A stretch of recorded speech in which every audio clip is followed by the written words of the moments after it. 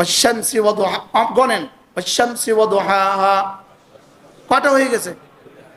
ওয়াশ-শামসি ওয়া দুহাহা ওয়াল কামারি ইযা তালাহা ওয়ান নাহারি ইযা জাল্লাহা ওয়াল লাইলি ইযা ইয়াগশাহা ওয়াস সামাই ওয়া মা বানাহা ওয়াল আরদি ওয়া মা তাহাহা ওয়া নাফসিন ওয়া মা সাওয়াহা। কয়টা?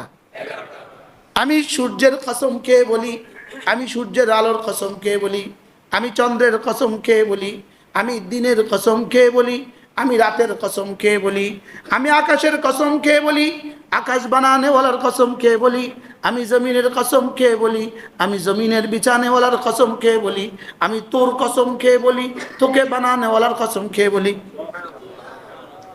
কয়টা? স্বাভাবিকভাবে একটা কসমের পরেই মাকসাম আলাই বলতে হয়।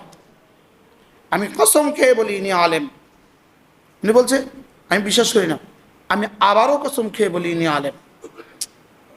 কসমের পরেই যে বস্তুটা বলতে হয় এটা বলা লাগে, বলা লাগে, এটা কি লাগে? তাহলে ওয়াশ-শামসি কাদ হ্যাঁ, ওয়াশ-শামসি, আমি সূর্যের কসম খেয়ে বলি, কাদ আফলাহা মান যাক্কাহা ওয়া দুহাহা, কাদ আফলাহা মান যাক্কাহা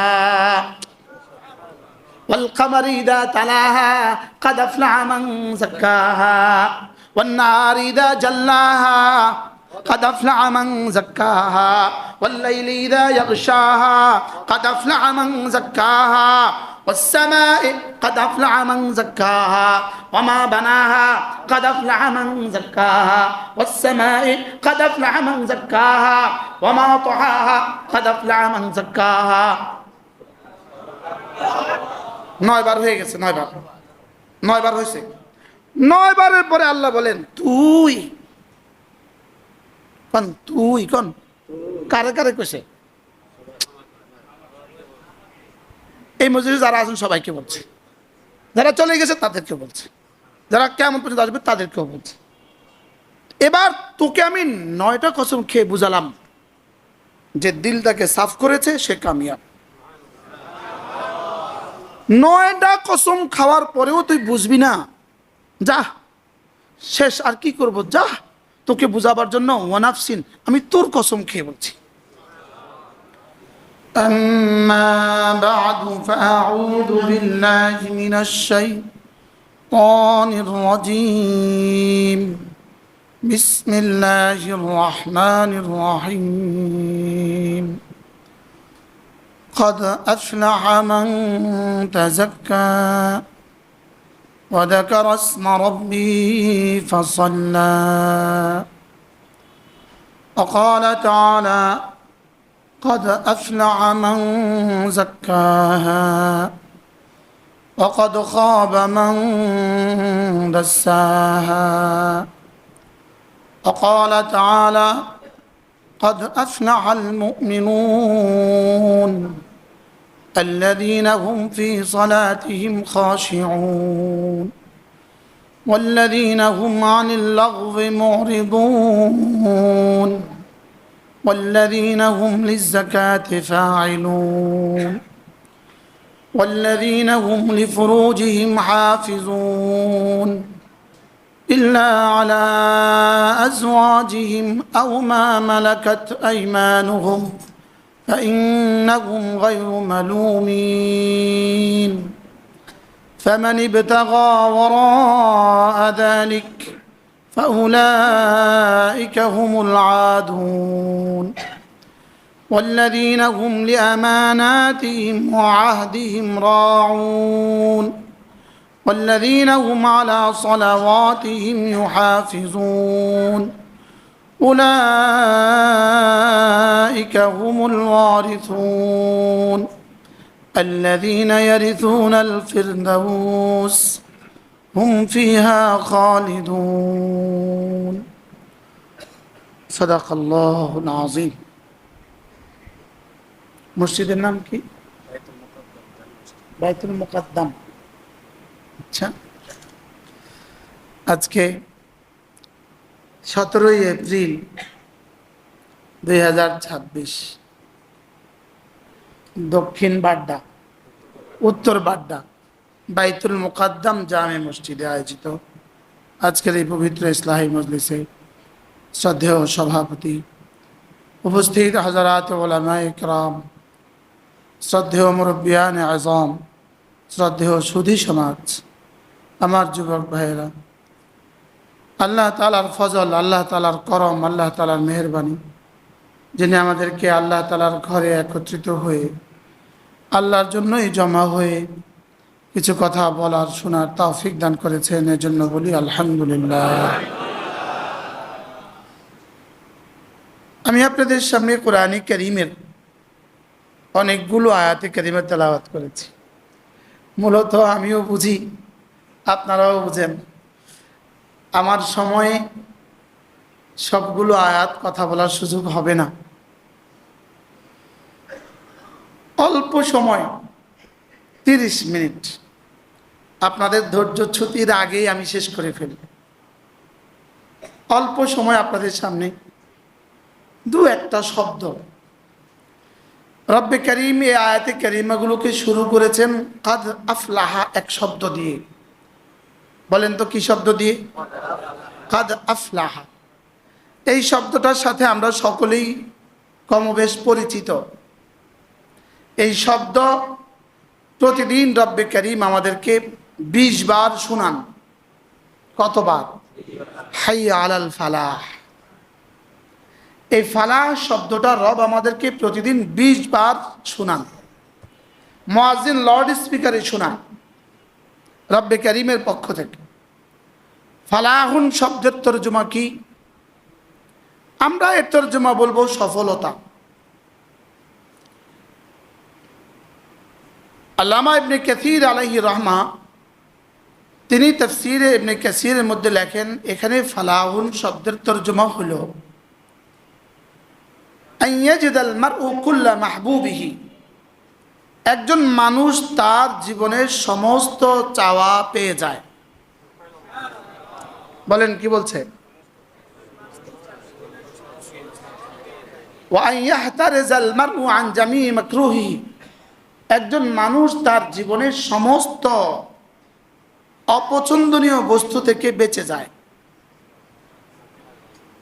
অপছন্দনীয় বস্তু থেকে বেঁচে যায়। আমার দাঁতে ব্যথা, আমার কি এটা পছন্দ না অপছন্দ?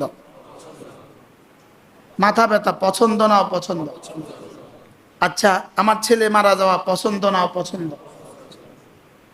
এই তরজমা হিসাবে ফালাহুন এই শব্দটার মিসদাক, এই শব্দটার অ্যাপ্রোপ্রিয়েট ইউজ জান্নাত ছাড়া আর কিছু হবে না।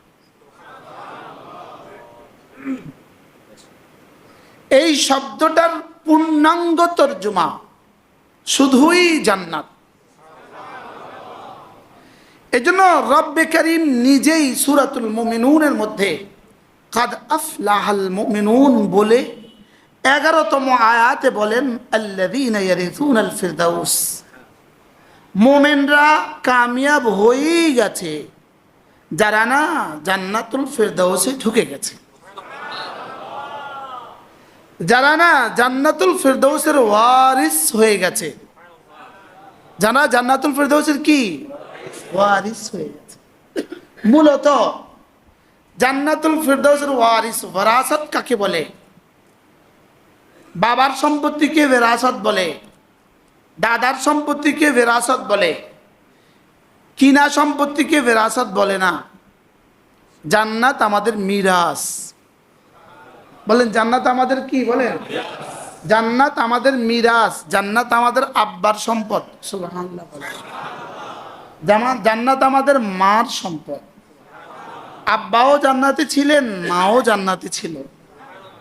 এজন্য আল্লাযীনা ইয়ারিসুনাল ফিরদাউস, যারা জান্নাতুল ফিরদাউসের ওয়ারিস হয়ে গেছে এরা কামিয়াব হয়ে গেছে।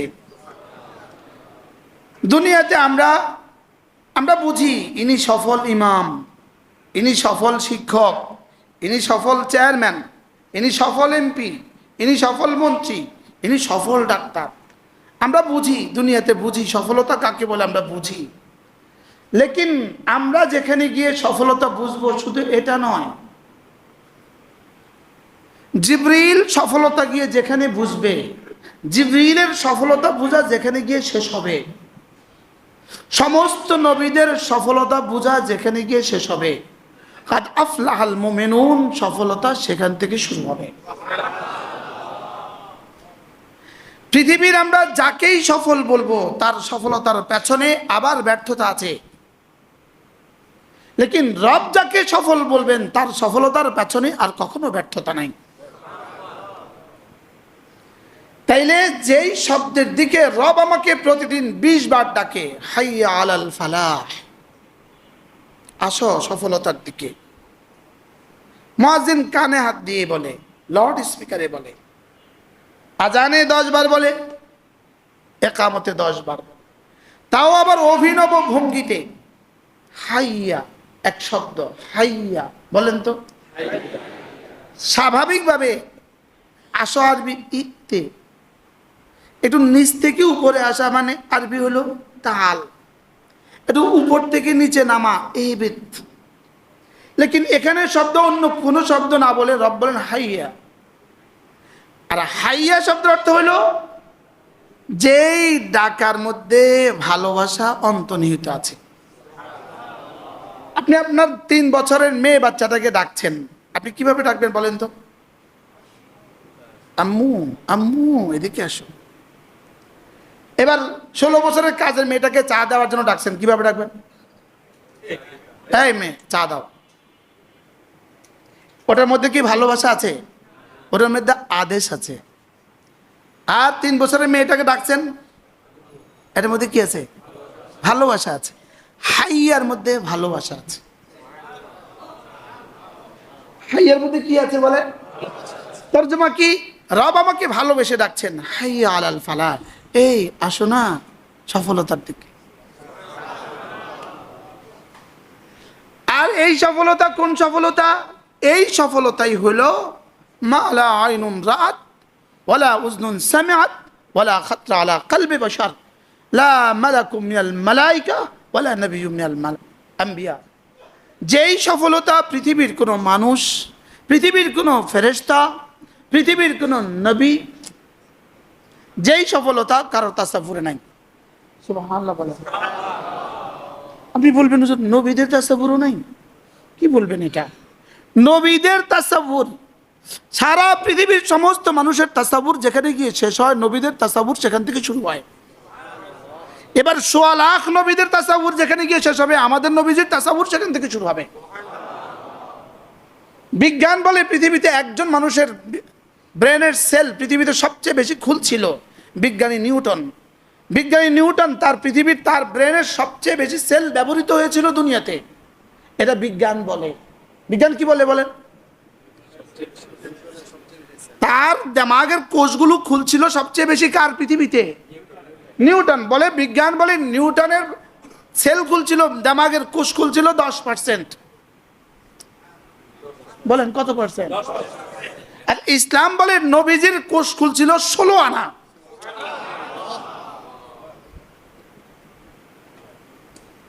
সুবহানাল্লাহ বলেন।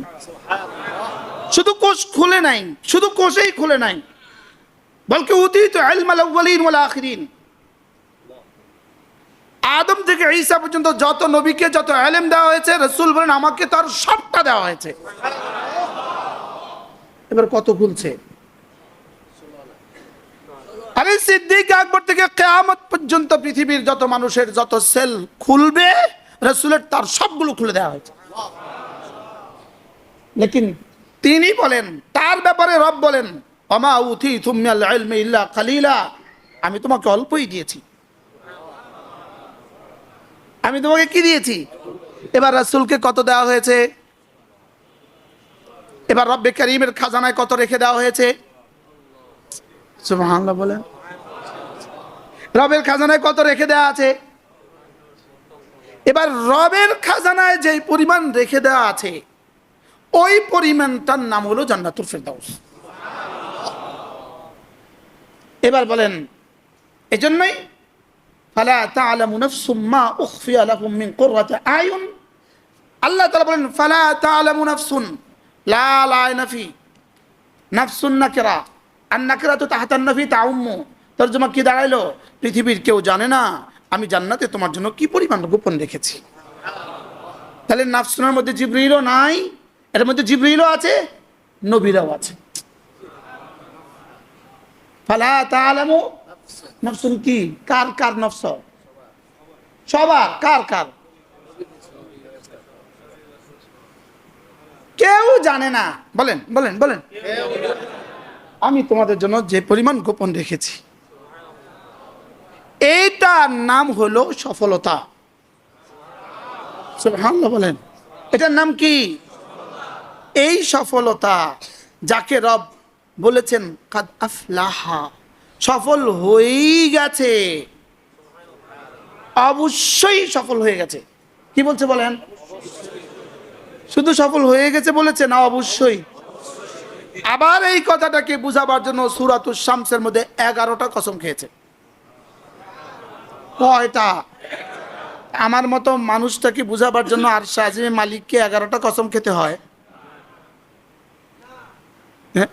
আব্বা তার ছেলেকে বুঝাইতে 10টা কসম খাইতে হয়, মা তার মেয়েকে বুঝাইতে 3টা কসম খাইতে হয়। একটা খাইলেই তো মেয়ে কি বলবে? মা আমি তোমাকে কবে অবিশ্বাস করছি, তুমি কসম খেতে গেলে কেন? বলবে কি বলবে না? লেকিন রব আমাকে এই কথা বুঝাবার জন্য 11টা কসম। দেখেন, ওয়াশ-শামসি ওয়া দুহা, গনেন, ওয়াশ-শামসি ওয়া দুহাহা, কয়টা হয়ে গেছে? ওয়াশ-শামসি ওয়া দুহাহা ওয়াল কামারি ইযা তালাহা ওয়ান নাহারি ইযা জাল্লাহা ওয়াল লাইলি ইযা ইয়াগশাহা ওয়াস সামাই ওয়া মা বানাহা ওয়াল আরদি ওয়া মা তাহাহা ওয়া নাফসিন ওয়া মা সাওয়াহা। কয়টা? আমি সূর্যের কসম খেয়ে বলি, আমি সূর্যের আলোর কসম খেয়ে বলি, আমি চন্দ্রের কসম খেয়ে বলি, আমি দিনের কসম খেয়ে বলি, আমি রাতের কসম খেয়ে বলি, আমি আকাশের কসম খেয়ে বলি, আকাশ বানানেওয়ালার কসম খেয়ে বলি, আমি জমিনের কসম খেয়ে বলি, আমি জমিনের বিছানেওয়ালার কসম খেয়ে বলি, আমি তোর কসম খেয়ে বলি, তোকে বানানেওয়ালার কসম খেয়ে বলি। কয়টা? স্বাভাবিকভাবে একটা কসমের পরেই মাকসাম আলাই বলতে হয়। আমি কসম খেয়ে বলি ইনি আলেম, উনি বলছে আমি বিশ্বাস করি না, আমি আবারও কসম খেয়ে বলি ইনি আলেম। কসমের পরেই যে বস্তুটা বলতে হয় এটা বলা লাগে, বলা লাগে। এটা কি লাগে? তাহলে ওয়াশ-শামসি কাদ হ্যাঁ, ওয়াশ-শামসি, আমি সূর্যের কসম খেয়ে বলি, কাদ আফলাহা মান যাক্কাহা ওয়া দুহাহা, কাদ আফলাহা মান যাক্কাহা ওয়াল কামারি ইযা তালাহা, কাদ আফলাহা মান যাক্কাহা ওয়ান নাহারি ইযা জাল্লাহা, قد أفلح من زكاها والليل إذا يغشاها قد أفلح من زكاها والسماء قد أفلح من زكاها وما بناها قد أفلح من زكاها والسماء قد أفلح من زكاها وما طحاها قد أفلح من زكاها। 9 বার হয়ে গেছে, 9 বার, 9 বার হয়েছে। 9 বারের পরে আল্লাহ বলেন তুই কন, তুই কন, কারে কারে কইছে? এই মজলিসে যারা আছেন সবাইকে বলছে, যারা চলে গেছে তাদেরকে বলছে, যারা কেমন পর্যন্ত আসবে তাদেরকেও বলছে। এবার তোকে আমি 9টা কসম খেয়ে বুঝালাম যে দিলটাকে সাফ করেছে সে কামিয়াব। 9টা কসম খাওয়ার পরেও তুই বুঝবি না, যা শেষ, আর কি করব, যা তোকে বুঝাবার জন্য ওয়ানাফসিন, আমি তোর কসম খেয়ে বলছি। বলেন এবার কে কাকে বুঝাবার জন্য কার কসম খায়? আমাকে। আল্লাহ আমাকে বুঝাবার জন্য আমার কসম খাচ্ছেন। এই মোট কয়টা হইল? 10টা। এরপরেও তো বুঝে না। বুঝলে কি আর শার্ট প্যান্ট গায়ে দিয়ে তার মেয়েটাকে রাস্তায় বের করতো? কিসের উপরে এত ঠিক করলেন? আমরা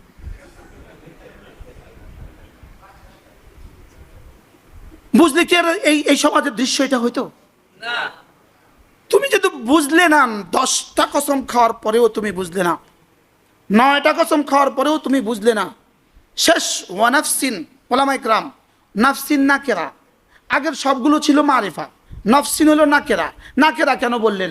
অর্থাৎ পৃথিবীতে যত মানুষ আছে সকলের নফসের একসাথে কসম খেয়েছে। যদি অন্নাফসে বলতো তাহলে তোর জবাব বলতাম তোমার সেমের নফস। যদি বলতো অন্নাফসে তাহলে তোর জমা বলতাম হুজুর সস্তামের নফস। লেকিন আল্লাহ কি বলেন? ওয়ানাফসিন, তাহলে তোর জমা কি? এবার কার কার কসম খেয়েছে? আমি তুমি সে তারা, তুমি তোমরা আমি আমরা সকলের কসম খেয়েছি। খেয়ে কি বলে? ওয়ানাফসিন। আমি এবার নফসের কসম খেয়ে বলি, আমি তোর কসম খেয়ে বলি কাদ আফলাহা মান যাক্কাহা, শোন, যে নফসকে পরিচ্ছন্ন করেছে কামিয়াব। কয়টা গেছে কসম? 10টা। কয়টা? শেষ। বলে এরপরেও শুনবি না? যা, শেষ, আমি আমার কসম খেয়ে বলি, যা। ওয়ামা সাওয়াহা, আমি যিনি নফসকে সাজিয়েছি, নফসকে দিয়েছি, এবার আমি নিজেই তার কসম খেয়ে বলি। মোট কয়টা হয়ে গেল? 11টা। মধ্যখান দিয়ে একটা জুমলাই মোতারাজা, মধ্যখান দিয়ে একটা আলাদা বাক্য বলেছেন, ফাআলহামাহা ফুজুরাহা ওয়া তাকওয়াহা। আমি প্রতিটা মানুষকে একটা নফস দিয়েছি, প্রতিটা মানুষকে একটা নফস দিয়েছি। বিজ্ঞান বলে নফস বলতে কোনো শব্দ নাই, বিজ্ঞান বলে কলব বলতে কোনো শব্দ নাই, বিজ্ঞান বলে হৃদয় বলতে কোনো শব্দ নাই, বিজ্ঞান বলে দিল বলতে কোনো শব্দ নাই, বিজ্ঞান বলে অন্তর বলতে কোনো শব্দ নাই, বিজ্ঞান বলে হৃদযন্ত্র আছে, হৃদযন্ত্র। হৃদয় বলতে কিছু নাই, হৃদযন্ত্র আছে। বিজ্ঞান কি বলে বলেন? কি আছে? হার্ট আছে, হার্ট আছে, হৃদযন্ত্র আছে। বিজ্ঞান বলে হৃদযন্ত্র আছে, বিজ্ঞান বলে শুধু হৃদযন্ত্র আছে। বিজ্ঞান যেইটাকে হৃদযন্ত্র বলে, এটা বিড়ালেরও আছে, এটা কুকুরেরও আছে, এটা শুয়োরেরও আছে। আপনি কি বলে মানব মানচিত্র, হিউম্যান বডির মানচিত্রে মানব দেহের যে ছবি আছে, মানচিত্র আছে, দেয়ার ইজ নো কলব। সেখানে কলব বলতে কোনো অঙ্গ নাই, সেখানে নফস বলতে কোনো অঙ্গ নাই, সেখানে রূহ বলতে কোনো বস্তু নাই। আপনি এখন গিয়ে হাসপাতালে গিয়ে দেখেন, এখন কোনো ডাক্তারের চেম্বারে গিয়ে দেখেন, এখানে ডাক্তারও থাকতে পারেন, কোনো ডাক্তারের চেম্বারে গিয়ে এখন দেখেন ওখানে যে না নাই তো। আপনি এখন মোবাইলে সার্চ দেন, হিউম্যান বডি লেখেন, লিখে দেখেন এখানে সব আছে, লেকিন কি নাই? কলব নাই। আর কি নাই? নফস নাই। আর কি নাই? বাংলাতে হৃদয় নাই। বলেন বাংলাতে কি নাই? উর্দু বা ফার্সিতে দিল নাই, এরপরে অন্তর নাই। বলেন কি নাই? তাহলে এগুলো এমনি হাই কে আছিস, এগুলো তো নাই, বডিতে তো নাই। বডিতে যে ইংরেজি বাংলা যে শব্দগুলো লেখা আছে, এখানে তো কি বাংলাতে লেখা আছে? হৃৎপিণ্ড, হৃদযন্ত্র। আর ইংরেজিতে লেখা আছে কি? হার্ট। এবার দেখেন, হার্টের যেই টুকরোটা মানব দেহে হার্ট, বলেন যেই টুকরোটা মানব দেহে কি, এটার একটা বাহিরের কাজ আছে, ভিতরের কাজ আছে। বলেন বাহিরের কাজ আছে, ভিতরের কাজ আছে। বাহিরের কাজটা নিয়ে বিজ্ঞান কথা বলে, ভিতরের কাজটা নিয়ে ইসলাম কথা বলে। কি বলছি বলেন?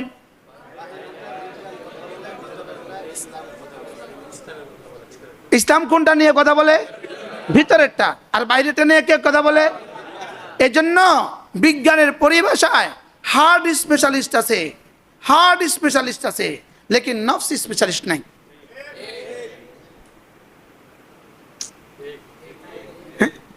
এজন্য বিজ্ঞানের কোনো বইতে রূহ নামক কোনো শব্দের উপরে পড়াশোনা নাই, রূহ নামক সাপ্টার নাই। বলেন নফস নামক সাপ্টার নাই, কলব নামক সাপ্টার নাই। এজন্য সারা বাংলাদেশের কোনো হাসপাতালের গায়ে ডাক্তারের নেম প্লেটের মধ্যে রূহ স্পেশালিস্ট বলতে কোনো ডাক্তার নাই।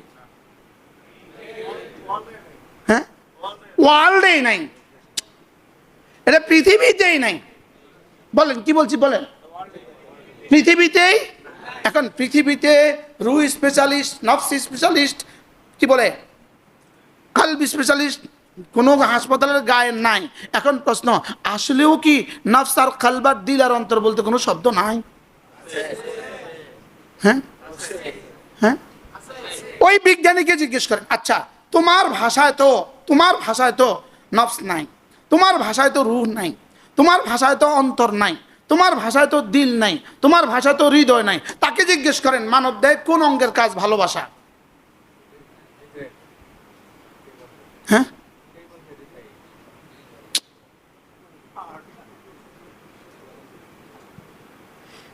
মানব দেহের কোন অঙ্গের কাজ ভালোবাসা? চোখের কাজ দেখা, কানের কাজ শোনা, জিহ্বার কাজ বলা, হাতের কাজ ধরা, এবার কোন অঙ্গের কাজ ভালোবাসা? তাকে প্রশ্ন করেন।